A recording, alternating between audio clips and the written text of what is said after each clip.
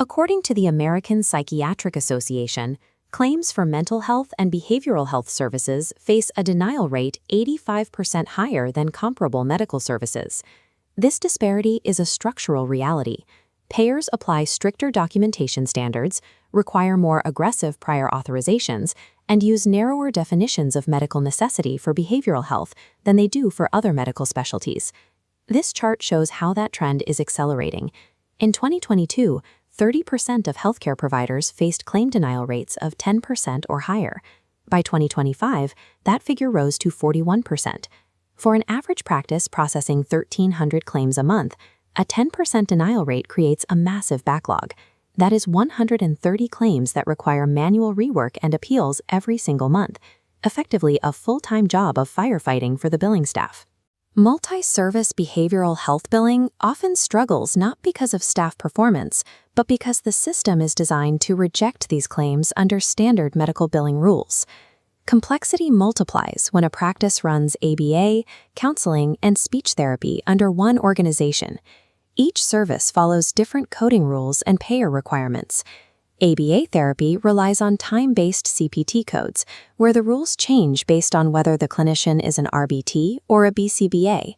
With clients often receiving 40 hours of service a week, missing a single authorization renewal window results in an immediate across-the-board denial. Counseling uses psychotherapy codes that are equally sensitive to time. Billing a 45-minute session with a code meant for 53 minutes or using an incorrect modifier causes the claim to bounce.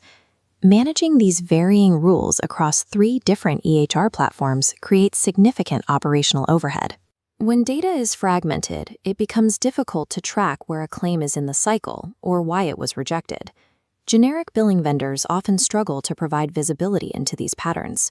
Claims enter a black hole where denials pile up, follow-up is inconsistent, and the practice leadership has no data to explain the loss in revenue. Because a multi-service practice is essentially running 3 different billing operations simultaneously, generic vendors are often unequipped to handle the specific coding complexity of behavioral health. In Houston, Texas, a multi-service practice reached a breaking point with these systematic denials and decided to restructure their revenue cycle. At the start of the intervention, the practice was processing 1,300 claims per month with a 10% denial rate. Their billing was fragmented across 3 systems, and they couldn't expand because their vendor couldn't manage new credentialing requirements. Staffingly's AI-assisted platform intercepts claims, validating coding against payer-specific rules before submission.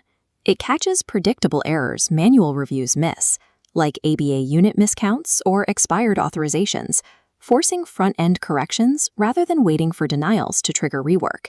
This moves the workflow from reactive denial management, where staff is always chasing old claims, to a proactive model of clean claim submission. By addressing systematic, algorithm-predictable errors before they reach the payer, the practice can stabilize its cash flow. While AI handles the coding rules, complex payer relationships and appeal strategies require specialized human expertise. Staffingly assigned a dedicated team with over 14 years of behavioral health experience to manage the Houston account. The team implemented a new structure of daily status reports and weekly strategy meetings. This replaced the black hole of the previous vendor with a clear view of what was being paid and why.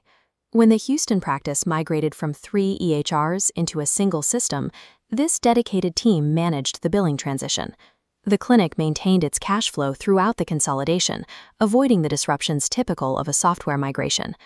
Combining AI validation with specialized human oversight replaces fragmented billing with a transparent process, restoring financial visibility to the practice's leadership. Within the first quarter, the Houston practice saw denial rates drop and reimbursement cycles accelerate. This chart shows the financial result. The practice improved its clean claim rate while reducing the cost of managing that billing capacity by up to 70% compared to an in-house team. Beyond the immediate savings, the practice solved a major barrier to expansion. Often, clinics cannot launch new services because their billing vendors cannot handle the complex credentialing required for new specialties.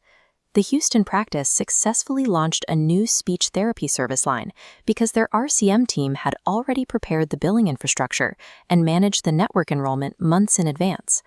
A specialized revenue cycle removes the administrative limits on growth. When the billing infrastructure is stabilized, a practice has the capacity to expand its services and reach more patients.